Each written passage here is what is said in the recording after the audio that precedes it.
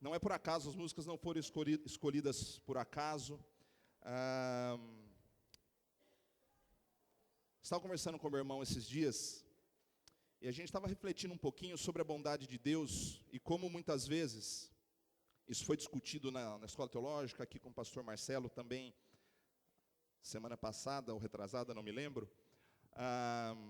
Por que muitas vezes a gente condiciona a nossa vida com Deus, a bondade de Deus, ao momento que nós estamos enfrentando? Porque falar que Deus é bom, quando está tudo bem, se torna algo fácil, né? Praticamente um discurso pronto.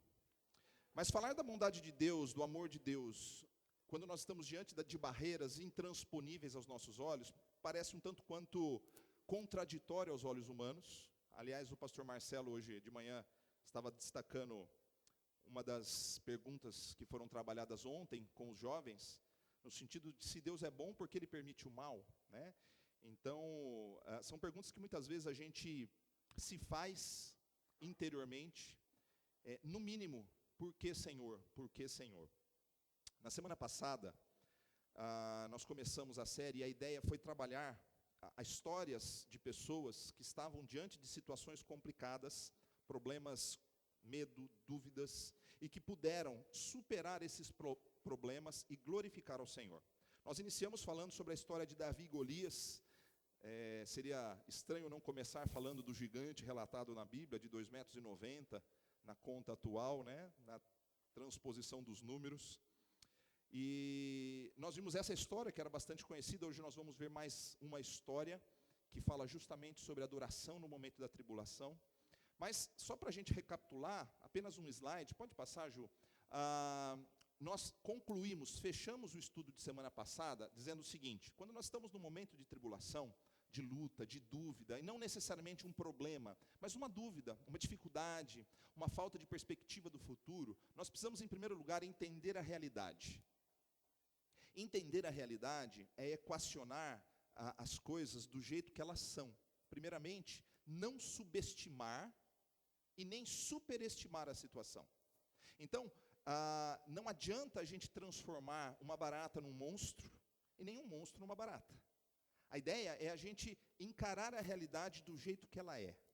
Segundo, ajustar a perspectiva. Por exemplo, caso estejamos enxergando por um ângulo errado. Então, aquelas pessoas olhavam para Golias com 2,90 m, a gente deu até um exemplo de um homem que viveu na década de 40, mais ou menos, nos Estados Unidos, se eu não me engano, Robert Parrish, que ele teve na história, reconhecidamente, a maior altura, que seria 2,72 m. Então, olhar para o gigante sob a ótica de um anão, ou de uma pessoa como nós enxergamos o problema sob o ponto de vista humano. Mas quando nós, como cristãos, confiamos num Deus que é criador de todas as coisas, talvez nós não sejamos capazes de enxergar o problema sob a ótica divina, mas é exatamente aquilo que nós deveríamos fazer.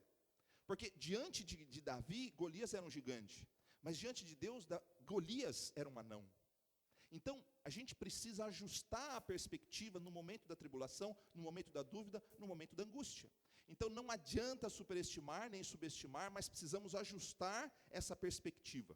Nós precisamos também lutar com todas as nossas forças.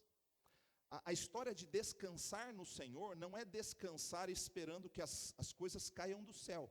É trabalhar com aquilo que está às nossas mãos.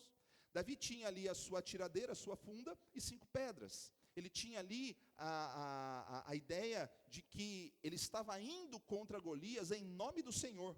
Né? Ele disse: olha, tu vens contra mim, Golias, com espadas e com lanças. Eu vou contra ti em nome do Senhor, o Deus dos exércitos, o Criador de todas as coisas. Então, o que nós temos à mão, nós temos que fazer. O que está diante de nós, então, temos que levantar, temos que trabalhar, encarar a vida, pagar a primeira prestação. Nós temos que encarar a situação.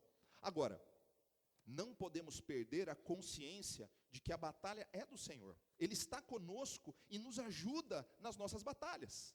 Então, esse é um roteiro muito simples, geral, genérico, mas extremamente bíblico e possível de ser vivido. Então, Ele está conosco, e independentemente do resultado, nós podemos glorificar o Senhor. Essa é a grande questão. A vida do cristão, assim como a vida de qualquer ser humano que nasce, nós nascemos para glorificar o Senhor. Nós nascemos para glorificar ao Senhor, quer seja comendo, bebendo, vivendo ou morrendo. A gente tem uma ideia de sucesso que ela é muito limitada. A ideia de sucesso humano é a medalha de ouro. E aos olhos de Deus não é necessariamente a medalha de ouro, é cumprir o propósito para o qual nós fomos chamados. E ao cumprirmos o propósito, nós nessa jornada para o cumprimento deste propósito, nós enfrentamos situações adversas, não somente na missão, mas na nossa vida pessoal. Quantas pessoas, por exemplo, decidem servir ao Senhor e tem um problema em casa com seu filho? Quantas pessoas decidem servir ao Senhor e tem um problema financeiro? Quantas pessoas decidem servir ao Senhor, mas não passam num concurso, num vestibular, não têm condições de pagar a faculdade, pessoas que estão endividadas. Então, às vezes, no momento da tribulação, nós perdemos a mão, perdemos aquela perspectiva de que Deus está conosco e nós devemos continuar e prosseguir na caminhada. Então, essa é uma questão importante. Homens e mulheres de Deus perderam a mão muitas vezes. A gente vê, Elias foi um cara que perdeu a mão. Um cara que depois de uma grande batalha, ele se afundou numa depressão, mas tudo tem o seu tempo. Durante o momento de depressão de Elias, o Senhor esteve com ele, alimentando, ajudando, conduzindo. E no momento certo, o Senhor restaurou as suas forças, a sua dignidade, e ele pôde prosseguir. Então, nós vamos falar um pouquinho hoje sobre um outro aspecto. Quero falar sobre uma outra história, agora não no Antigo Testamento, mas no Novo Testamento, que nos ajudará a entender outros aspectos a respeito dos momentos que nós nos encontramos diante de barreiras que nos paralisam, medo que nos paralisa. Mas antes de entrarmos na história, eu gostaria de destacar algo extremamente importante, que faz ponte com o último dos pontos vistos nessa última semana, que é glorificar a Deus com as nossas vidas. Nós já falamos sobre isso na série anterior, eu quero destacar bastante isso, porque não importa o momento que você esteja passando, quer seja de sucesso ou fracasso aos olhos dos homens, importa que você tenha consciência de que você pode glorificar a Deus em qualquer momento que você esteja passando, né? Eu te louvarei, Senhor, independente daquilo que o Senhor me levar a passar. Nós cantamos isso. Nós cantamos que nós podemos glorificar a Deus e aprender a adorar a Deus também a obedecer. É ouvir às vezes aquilo que a gente não quer, é passar por situações que a gente não se prepara, que a gente, se fosse escolher, a gente não passaria. Então, adorar a Deus e viver para glorificar a Deus envolve essas questões. Quando nós pensamos em nossos gigantes, nas barreiras que nos impedem de prosseguir, nós precisamos fazer um exame claro sobre as nossas motivações, sobre a realidade das nossas lutas. Se são lutas que têm a ver com o bem-estar da nossa família, com saúde, com desemprego, com relacionamentos, ou se a causa das nossas lutas tem um viés egoísta, individualista e hedonista. Será que muitas vezes parte das lutas que nós estamos enfrentando não tem um viés egoísta? Será que não estamos sendo extremamente individualistas, consumistas diante do mundo? Porque o que nós vemos, então quando nós falamos de lutas, eu acho que vai acabar a bateria. O Jamerson começou a fazer fica com alguma coisa preparada aí.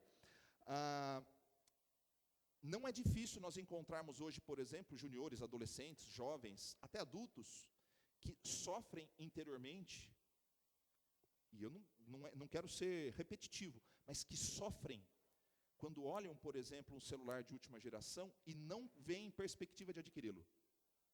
Quando veem uma casa, um carro, uma profissão, um marido, uma mulher, que não vai adquirir. E aí começa aquele sofrimento, começa aquela luta interior, e a gente gasta muito da nossa energia, do nosso tempo, em batalhas que nós poderíamos evitar. Então, quando nós falamos de gigantes, nós não estamos falando de questões de base egoísta, de base consumista. Isso não é um gigante. Isso é uma batalha que você tem que travar consigo mesmo para aprender aquilo que Paulo disse eu aprendi a viver contente. Eu gosto muito da palavra contente, porque ela não é necessariamente felicidade, ela é contentamento, é alegria por aquilo que eu tenho, é satisfação por aquilo que eu tenho, né? A gente sempre cantou quando era criança nas igrejas, né? Satisfação É ter a Cristo, não há melhor prazer já visto. Sou de Jesus e agora eu sinto satisfação sem fim. E aí, essa é uma realidade que muitas vezes nós não conseguimos enxergar num mundo que está em ebulição, que ele está nos apresentando inúmeras possibilidades de lampejos de felicidade, de lampejos de alegria. Então, nós não estamos falando desse tipo de luta. Veja, há uma grande diferença entre a dúvida de aceitar, por exemplo, um emprego, um exemplo, aceito ou não aceito, vou ou não vou, e sofrer por não conseguir ser o diretor da empresa. Existe uma grande diferença. Não, porque eu preciso ser o diretor. Não, você não precisa. Você pode ser o diretor. Você pode ganhar mais. Você pode, mas você não precisa. Existe uma grande diferença entre você querer alguma coisa para a sua família, para o seu bem-estar, para o mínimo de dignidade, e outra para se destacar diante dos outros. Então veja que nós não estamos falando desse tipo de gigante. Estamos falando de gigantes que realmente, quando Paulo fala lá, acho que é em Timóteo, que ele fala assim, tendo o que comer e vos vestir, estejam contentes. O que ele destaca ali, a ideia, é que nós precisamos aprender a viver dentro de uma realidade realmente da gratidão por coisas simples. Daniel mandou um vídeo hoje, muito bonito, no grupo do acolhimento, e ali a gente via um vídeo de pessoas que eram levadas por um teste, e ficavam numa sala de espera, aguardando para fazer o teste. Mas eles esperavam muito, deixaram eles na sala de espera muito tempo. E na sala de espera, tinham várias coisas assim, simples, uma luzinha, um negocinho para criança, e geralmente quem estava lá era um pai e um filho, uma mãe e uma filha, e ficavam ali, provavelmente, imagino que estejam ali meia hora, 40 minutos, esperando para o teste. Só que eles não podiam usar celular, então, celular afastado, passavam uns 10, 15 minutos, provavelmente, estou imaginando na minha mente, a criança mexia numa coisinha, porque não conseguia ficar parada, aí pegava um bonequinho, ou ia pintar na lousa, e de repente estava o pai e criança brincando. E aí eles são chamados para o teste, e a hora que eles entram na sala, o que está diante deles é uma televisão com a filmagem do que eles fizeram na sala de espera. O teste já havia sido feito, de que esses pequenos momentos são extremamente valiosos. E às vezes a gente está querendo apresentar para a nossa família uma perspectiva de vida que só vai fazer os nossos filhos sofrerem. Sendo que valoroso mesmo é estar sentado no chão com os nossos filhos, brincando na lousa, brincando de polícia e ladrão, de um monte de coisa ali em casa, de maneira simples. Então, a gente está perdendo a perspectiva da simplicidade. Então, isso é uma chamada inicial para que você não encare como gigante uma coisa que é mimo, que é um espírito do mundo que nos contamina, mas encare como gigante aquilo que de fato é um gigante na sua vida. Ok? Então, qual é a realidade das suas lutas, motivações e o fundamento delas? Será que eu vou conseguir glorificar a Deus com a minha luta? Posso não me dar, por exemplo, não me dar bem com um amigo, mas isso não é um motivo para eu acabar. Por exemplo, briguei aí com uma pessoa, briguei com o Eber, a gente sempre se deu bem, sempre foi amigo, briguei com ele, mas de repente, eu não posso fazer dessa briga o grande sentido da minha vida. Eu tenho que superar essa briga com ele. Por quê? Porque o que vale mais é a amizade, o que vale mais é o amor, o que vale é o carinho, assim vale para cônjuges. Tudo bem, eu não me dou bem, não estamos nos dando bem. Ok, se isso está acontecendo no seu casamento, eu tenho uma notícia importante para te dar. Todos os casais em algum momento já se chocaram, já tiveram momentos de conflito. Isso é normal, mas isso não é motivo para a gente romper o relacionamento. Então, a gente precisa entender qual realmente é a perspectiva da nossa luta. Olha o que diz lá para nós, pode passar, Ju? Tiago 4, de 1 a 4, diz assim: de onde vêm guerras e contendas que há entre vocês? Não vêm das paixões que guerreiam dentro de vocês? Vocês cobiçam coisas e não as têm, matam e invejam, mas não conseguem obter o que desejam. Vocês vivem a lutar e a fazer guerras. Não tem por que não pedem. Quando pedem, não recebem, pois pedem por motivos errados para gastar em seus prazeres. Adúlteros, vocês não sabem que amizade com o mundo é inimizade com Deus? quem quer ser amigo do mundo, faz-se inimigo de Deus. Então, o que nós estamos finalizando aqui a parte introdutória é justamente a ideia de que se nós aprendermos a ajustar a perspectiva e gastarmos energia, força, tempo naquilo que é realmente importante, naquilo que de fato tem valor, então nós vamos encontrar mais tempo para as coisas realmente importantes e vamos abandonar alguns gigantes que nós estamos fazendo eles nas nossas vidas de maneira equivocada. Então, orar para que Deus nos ajude a vencer as nossas lutas passa pela percepção de que o meu pedido é digno de ser atendido. Presta atenção.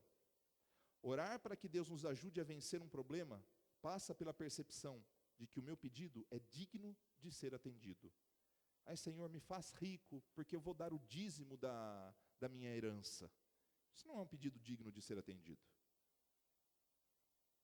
Não é um pedido digno de ser atendido.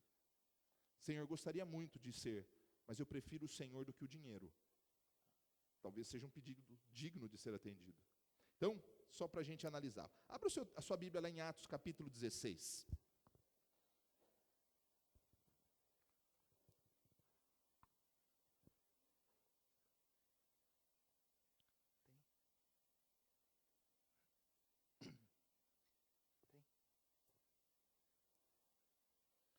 Atos 16. Enquanto a gente abre, Jamerson vai fazer uma troca técnica aqui, senão vai parar no meio do...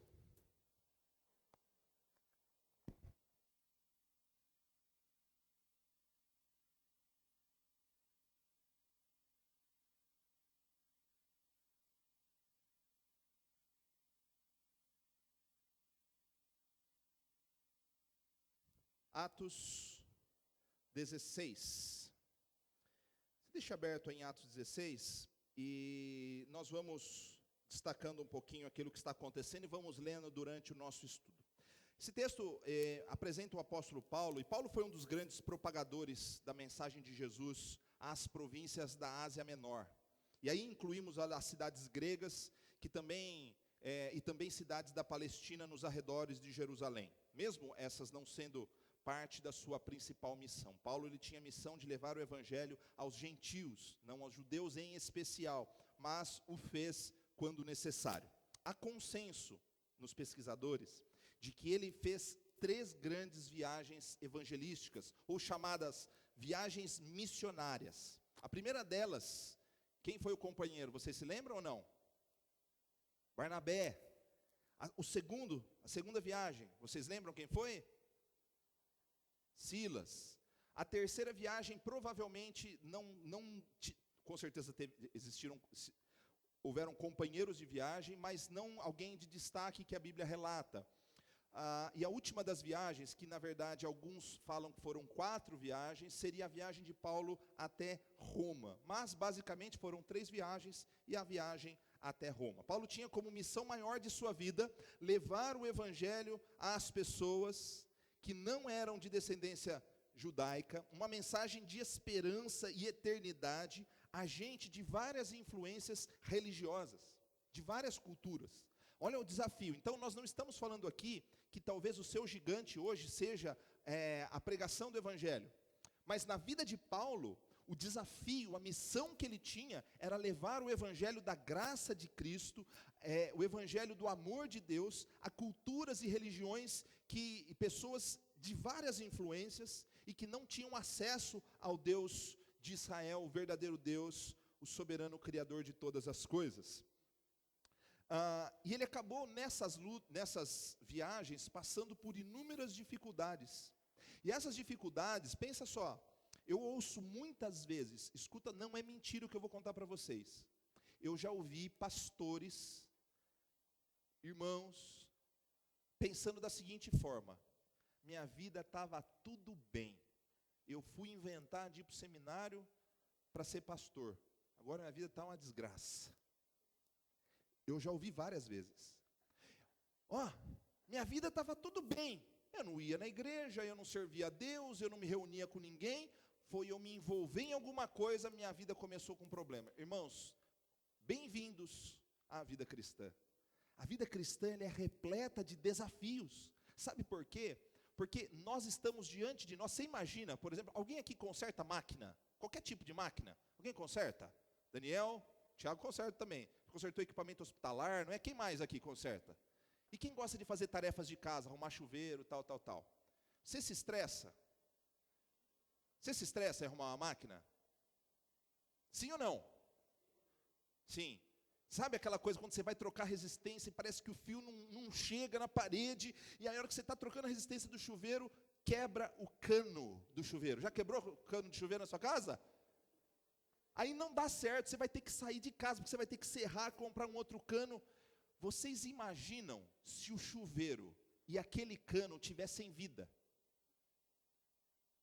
Vocês imaginam, se já é difícil com um ser inanimado, com um objeto inanimado, você imagina com gente que precisa ser consertada, mas tem opinião. Gente, trabalhar com o evangelho é trabalhar com equipamento que tem vida própria. Então você quer consertar o chuveiro, você imagina o chuveiro, tira a mão daí, não toca nessa área, eu não gosto disso. Vocês imaginam? Tem aquela piadinha que o cara foi no enterro da sogra, vocês lembram dessa não? Aí ele chegou, voltou tudo arranhado, falou assim, ué, por que você está tudo arranhado? Eu fui no enterro da minha sogra, mas o que aconteceu com você? Ela não queria entrar no caixão de jeito nenhum, aí ela ficou me arranhando. Gente, trabalhar com o evangelho é assim, é lidar com gente que é um equipamento que tem vida própria. Então, fora o conserto, você tem que lidar com a opinião, com as manias. Então, é um grande desafio, lidar com gente é um grande desafio. E Paulo lidou com gente. Ele lidou com religiosos que tinham ciúme, ele lidou com gente de outras culturas, ele lidou com gente endemoniada, ele lidou com todo tipo de situação. Mas nessas viagens missionárias, a segunda delas é a que nós queremos dar destaque hoje. Foi o destaque da viagem com Silas. Olha lá em Atos 16, versos 11 a 15. Pode passar, ô Ju? A primeira coisa que nós vamos ver, então, a história de Paulo. Pode passar mais um. Aí.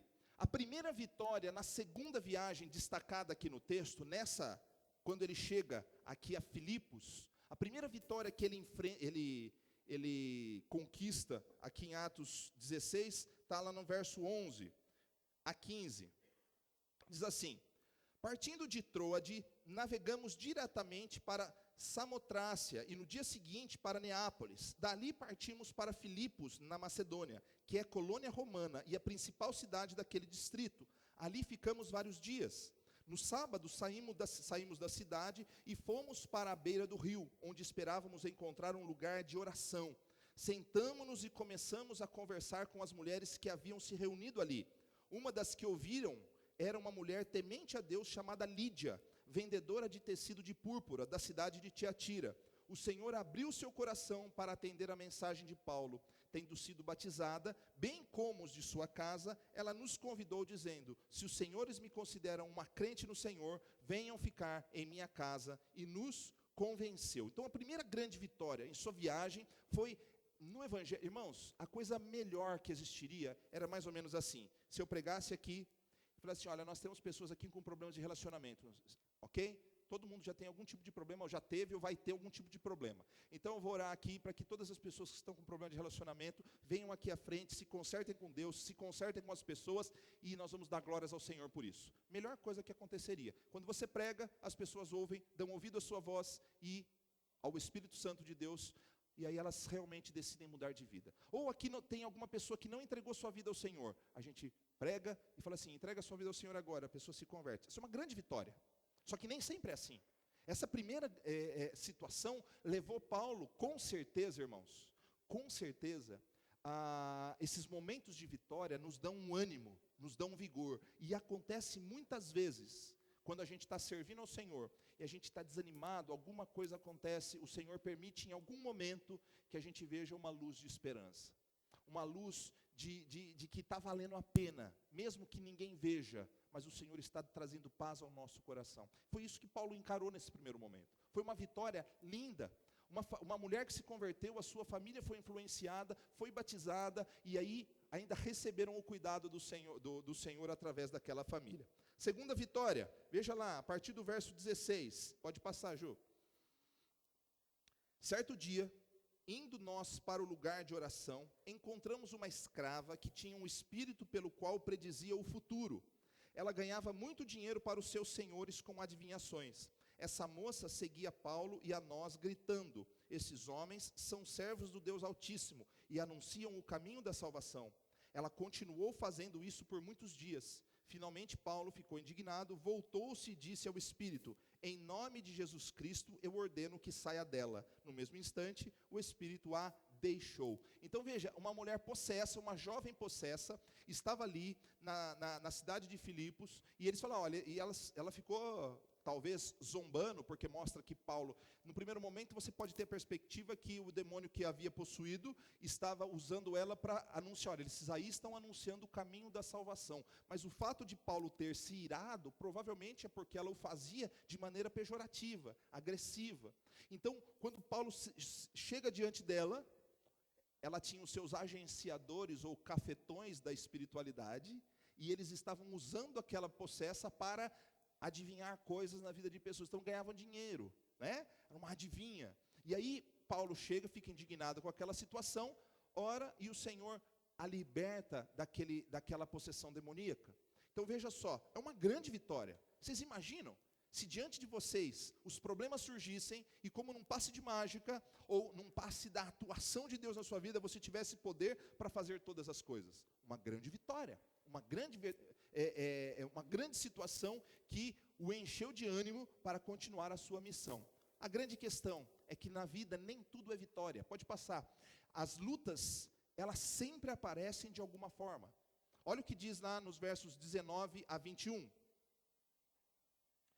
Percebendo que a sua esperança de lucro tinha se acabado, os donos da escrava agarraram Paulo e Silas e os arrastaram para a praça principal diante das autoridades. E levando-os aos magistrados, disseram: esses homens são judeus e estão perturbando a nossa cidade, propagando costumes que a nós, romanos, não é permitido aceitar nem praticar. Veja só, pode passar, Ju. Eles, no primeiro momento, eles são acusados de perturbação da ordem. Apesar de fazerem bem àquela moça, Paulo deixou os comerciantes indignados, pois ele tinha acabado com o comércio das adivinhações. Paulo e Silas são arrastados em praça pública, na presença de autoridades da província, dos magistrados ou pretores, e foram acusados de causar confusão pela imposição de costumes estranhos às práticas romanas, porque o Império Romano atingia ali também Filipos. Os seus acusadores distorceram a verdade dos propósitos e ações de Paulo e Silas, pois eles atrapalharam os seus objetivos. Na verdade, Paulo e Silas não perturbaram a ordem pública, conforme os caras tinham dito, mas eles tinham acabado com a fonte de lucro daqueles senhores. Eles então começam a serem acusados injustamente. Isso acontece muito na nossa vida, irmãos. Muitas vezes as pessoas não julgam as nossas motivações, mas quanto nós as incomodamos com as nossas boas ações. Não que nós sejamos bons o tempo todo, mas às vezes somos acusados injustamente. Olha o que diz, pode passar, Ju, agora 22 a 24, diz assim: a multidão ajuntou-se contra Paulo e Silas. Irmãos, é uma coisa interessante isso, né? Você pode dizer qualquer coisa, e qualquer coisa pega. Você já recebeu provavelmente em WhatsApp, e-mail, Facebook, informações.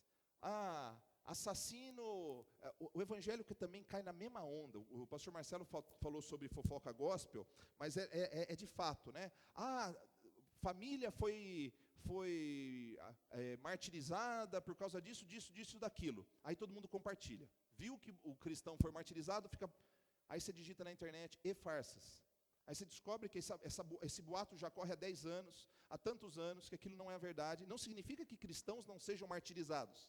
Mas a gente ouve, e qualquer coisa que a gente lança na rede, hoje em dia, se dissipa com grande força. A grande questão é que nem sempre aquilo é verdade. Então, o que eles foram acusados? Eles estão lançando costumes contra os nossos costumes romanos. A multidão se ajuntou para acusar Paulo e Silas. O que aconteceu com Jesus? Jesus fez o bem durante 3 anos, curou, expulsou, abençoou. Aí chegou um determinado momento, falou assim, ele está fazendo isso, tal coisa. Crucifica. A multidão é assim, gente. O mundo é assim. Você pode fazer tudo certo, no dia que você pisar na bola, você se torna a pior pessoa. No dia que você pisar na bola, você é a pior pessoa. Então, isso é uma realidade que, quando nós ainda lidamos com o Evangelho, é muito mais real. Mas é real na família, é real no trabalho, é real em qualquer círculo de amigos. A gente precisa entender que, às vezes, isso vai acontecer. Continuando. Então, 22. A multidão ajuntou-se contra Paulo e Silas, e os magistrados ordenaram que se lhe tirassem as roupas e fossem açoitados. Depois de serem severamente açoitados, foram lançados na prisão. O carcereiro recebeu instrução para vigiá-los com cuidado. Tendo recebido tais ordens, ele os lançou no cárcere interior e lhes prendeu os pés no tronco. A consequência da ação deles de expulsar o demônio daquela moça foi não somente uma acusação falsa, mas eles foram despidos, foram chicoteados severamente e lançados na prisão. Não somente na prisão, mas tiveram seus pés presos a troncos, foram podados na sua liberdade. Algumas vezes, a história, os desdobramentos de nossa vida podem ser diferentes daquilo que nós sonhamos e plantamos. Algumas vezes, as lutas vão ser tão violentas, tão severas, nós vamos nos sentir tão acuados num canto escuro da nossa existência, resignados, como se nós soubéssemos que nada do que fizermos vai adiantar alguma coisa, ou vai trazer algum fruto positivo. Irmãos, eu estou dizendo sério. Jesus, por exemplo, é para nós um referencial de alguém que foi acusado injustamente, sofreu forte pressão por dizer a verdade e por apresentar palavras de vida eterna. O inferno foi abalado com a mensagem, as pessoas entraram em desespero com a verdade e fizeram de Jesus o pior de todos os réus, sendo que ele foi o único inocente que passou por este mundo. Já parou para pensar nisso? As pessoas foram abençoadas, mas a verdade ecoava nas suas almas como algo que não era. Eu não quero a verdade. Eu não quero a verdade. Então, as pessoas fizeram de Jesus o pior dos réus. E ele foi o único inocente que passou por esta terra. Imagine que as suas lutas são uma faísca aos olhos de Deus, mas aos nossos olhos são grandes problemas, às vezes, de cunho. E a gente vai ver algumas questões, pode ser espiritual, relacional, e vários tipos de tribulação que a gente passa, mas nós não podemos esquecer que às vezes nós fazemos grandes planos, agimos de maneira coerente, e isso nem sempre traz frutos. Aí você vai falar assim para mim, mas a palavra diz que aquilo que o homem semeia, ele planta. Ok. Então eu quero te apresentar uma grande lição para você não esquecer jamais. Pode passar. Ao plantarmos boas coisas, podemos enfrentar adversidades antes da boa colheita. Não há na Bíblia garantia de que eu plantei hoje algo bom e no dia seguinte eu colho algo bom. Muitas vezes, durante aquilo que nós plantamos, quando nós plantamos coisas boas, nós podemos enfrentar diversas adversidades antes da colheita. E essa é uma coisa que às vezes a gente não está preparado. Quando nós plantamos coisas boas, às vezes acontece isso com pais. Talvez isso já tenha acontecido com você. Eu vejo algumas crianças hoje que são uma grande bênção, que já são adultos, mas que talvez na sua adolescência tenham sido terríveis. E o fruto foi realmente ser visto na idade adulta. Às vezes a gente planta coisas boas. Veja, por exemplo, Billy Graham. Billy Graham, um dos grandes pregadores do século XX, evangelista. Muitas pessoas se convertiam diante das suas pregações, não porque ele era bom, mas porque Deus usava a vida dele. Mas em determinado momento, o seu filho se afastou, se envolveu com tudo quanto é coisa errada. Como um homem conhecido mundialmente lidou com essa situação? E aí hoje, o seu filho é o seu sucessor, se arrependeu, voltou aos pés do Senhor, mas aquilo que ele plantou no início da sua vida como pai, às vezes só foi ser visto lá na frente. E às vezes a gente planta coisas boas e a gente quer que imediatamente sejamos abençoados. Mas antes, quando você lança a semente, a planta precisa germinar, crescer, para florescer e frutificar. E até o final, antes da colheita, muitas dificuldades vão aparecer. Pode passar, Ju. Então, há adversidades, essas adversidades, elas podem ser de várias origens. A ideia que a palavra de Deus nos traz, e que o senso comum e o conhecimento popular eternizou, é que aquilo que semeamos, plantamos, vamos colher imediatamente. Mas guarde isso, nem sempre, antes do fruto, o tempo vai ser de tranquilidade. Pode vir falta de chuva, seca, pragas e tudo mais. Então, a primeira coisa que nós vemos ali é que às vezes existem adversidades de origem espiritual. Antes da vitória, Paulo enfrentou uma batalha contra um espírito maligno, contra um demônio. Por mais que a vitória, no caso da jovem possessa, fosse real, nós não podemos negar que ao enfrentar principados e potestades, estamos enfrentando aquilo que Paulo mesmo destacou como sendo uma luta não contra carne e sangue. Paulo destacou aos Efésios 6 que a nossa luta não é contra carne ou sangue, mas contra principados e potestades do mundo espiritual. Então, muitas das lutas que nós enfrentamos hoje podem ter uma origem espiritual. Talvez você esteja passando por isso hoje. Talvez você tenha plantado coisas boas, criado seus filhos de maneira correta, talvez tenha sido honesto no trabalho, talvez seja um cristão fiel, talvez você tenha andado corretamente na sua vida e agora, diante de um desafio inexplicável, você vacilou. Mas a luta que talvez você esteja enfrentando seja de origem espiritual. Aliás, muitas das lutas que nós enfrentamos são de origem espiritual. O diabo, nosso adversário, anda em derredor, como leão que ruge, buscando a quem possa tragar. Ele diz, não dê brecha ao diabo, não deis lugar ao diabo, né? Rejeitem as suas investidas. E aí a grande questão, é claro que você pode se sentir fragilizado diante de uma luta assim, e até ter um certo medo. Mas a Bíblia diz que maior é aquele que está em nós do que aquele que está no mundo. 1 João 4. A Bíblia diz que para isso se manifestou o Filho de Deus, Cristo Jesus, para desfazer as obras do diabo. Então, as adversidades de origem espiritual, elas não são maiores do que nós podemos suportar, porque não é a nossa força que enfrenta, mas é o Filho de Deus que habita em nós, que enfrenta essas lutas por nós. Ele que luta por nós, Ele que batalha por nós, mesmo que as adversidades sejam de origem espiritual. Pode passar, Ju. E às vezes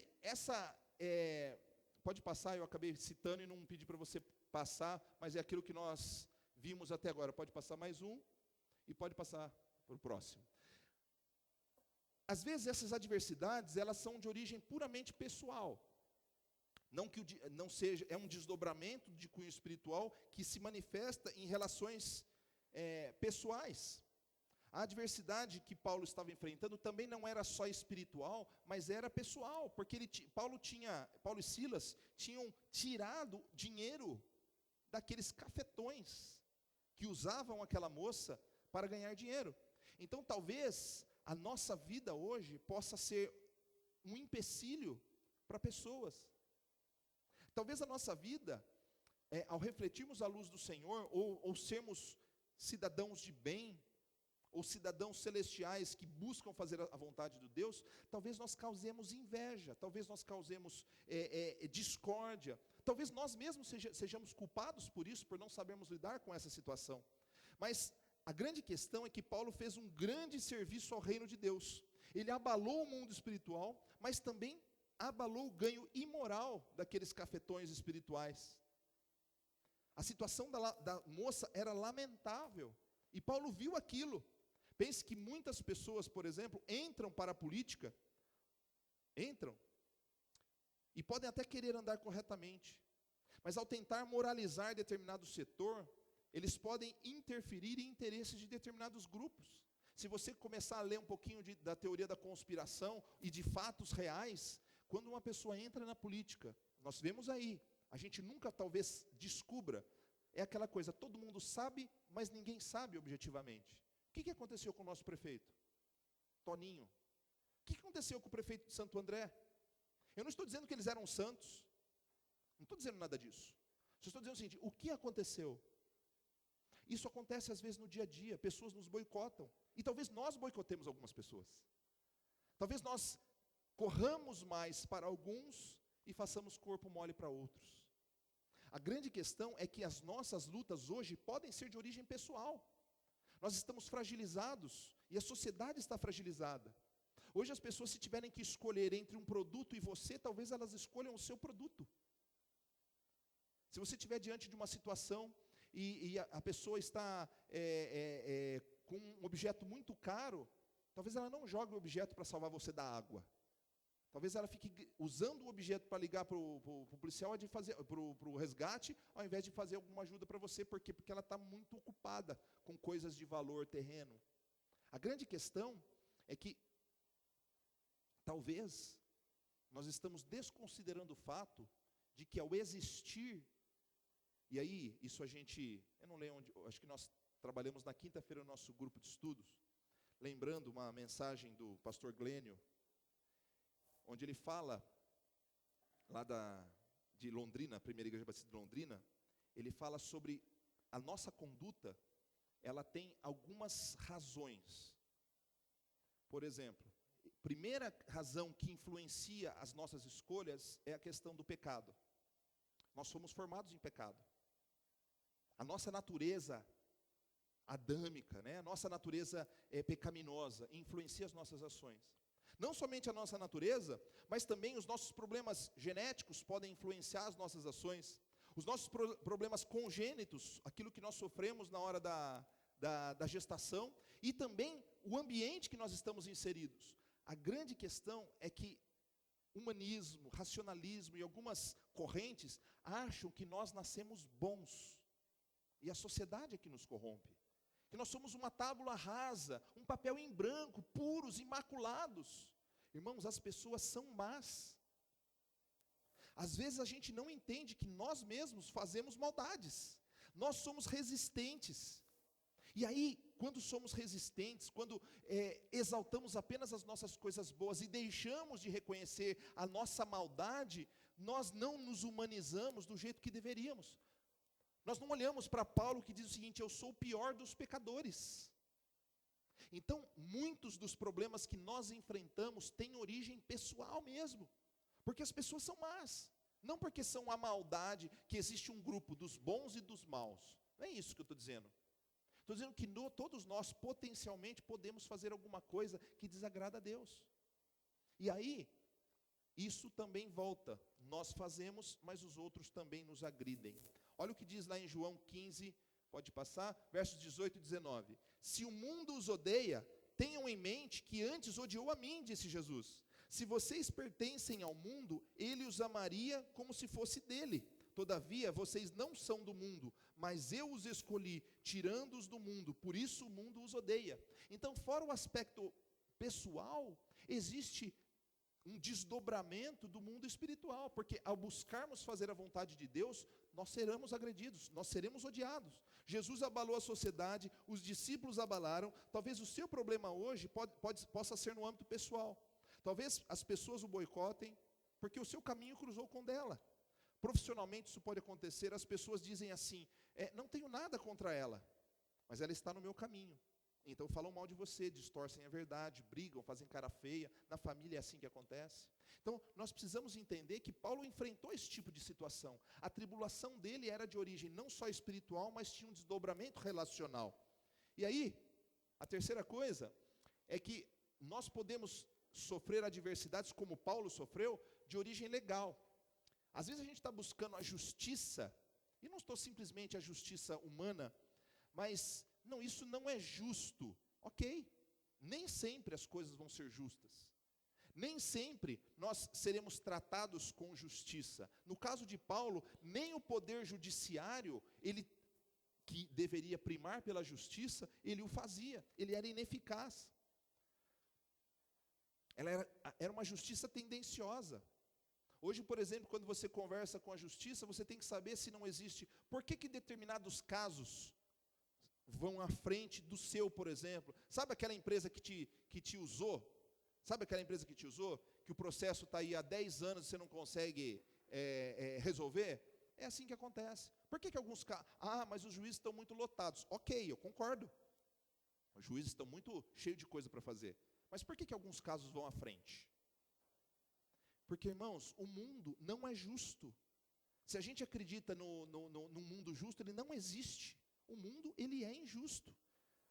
Paulo e Silas foram agredidos e jogados na prisão sem o devido julgamento, sem um mandato judicial, sem uma prova, sem poderem se defender. O poder que deveria preservar a sua integridade física e o seu amplo direito de defesa acabou se tornando o opressor. Olha o que diz Provérbios 28, 21.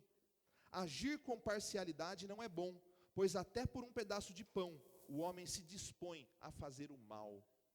Irmãos, sabedoria de Deus. Agir com parcialidade não é bom, mas a grande questão é que até por um pedaço de pão o homem se dispõe a fazer o mal. Os tribunais, as casas de justiça sempre foram também referenciais de injustiça. Ao favorecer os poderosos, ao priorizar os amigos em detrimento da justiça, cai a última das esperanças de paz pela justiça.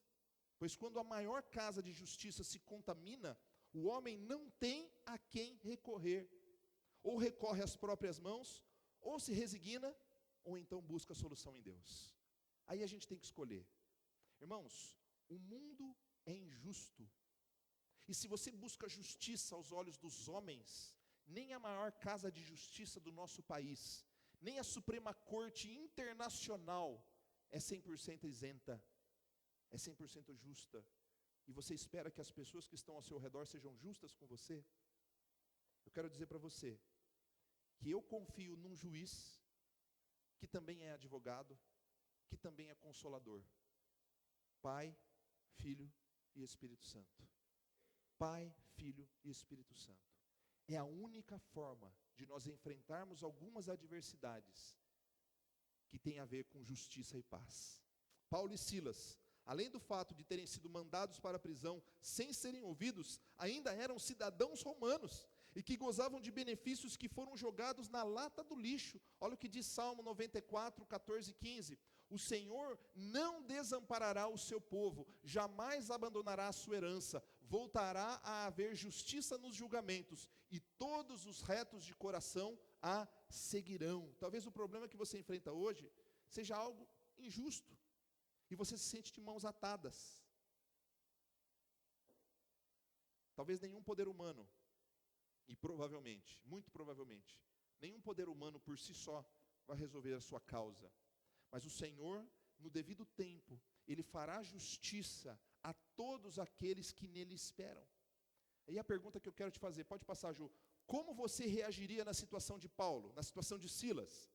Opressão espiritual, atentado contra a integridade física e emocional, se a gente pode dizer, privação de liberdade por injustiça. A gente vai encerrar agora com algumas lições da história de Paulo e Silas e algumas orientações. Pode passar. Lições, então, da história de Paulo e Silas. Primeira coisa, olha o que diz o verso 25.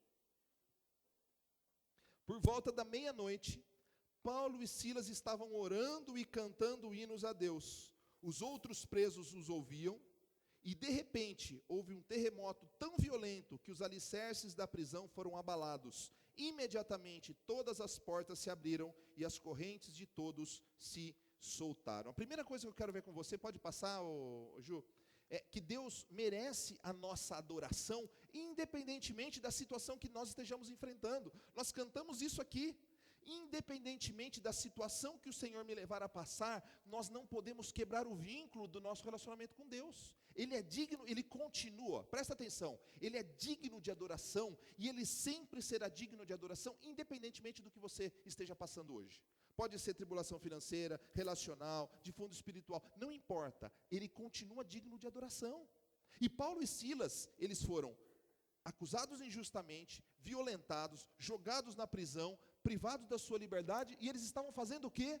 Adorando a Deus, porque o único digno de adoração e o único relacionamento que eles não podiam romper era o relacionamento com o Todo-Poderoso. Então Deus continua sendo digno de adoração, independentemente do que você esteja pensando e passando. Segunda coisa, Deus está no controle. Veja que Ele tem poder para transformar no tempo dele qualquer situação que nos aflija. Paulo e Silas estavam adorando, mas eles estavam adorando Deus porque sabiam que Ele era digno, que Ele estava no controle. E se Deus permitiu aquela situação, eles enfrentariam de peito aberto, mesmo com a dor, mesmo com o medo, mesmo com a dúvida em relação ao futuro. Mas de uma coisa eles não tinham dúvida: Deus está no controle. Terceira coisa, nós podemos cumprir a nossa missão em meio às lutas. Olha o que diz lá o verso 27. Mais 5 minutinhos, irmãos.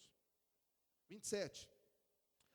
O carcereiro acordou e, vendo abertas as portas da prisão, desembainhou sua espada para se matar, porque pensava que os presos tivessem fugido. Mas Paulo gritou: não faça isso, estamos todos aqui.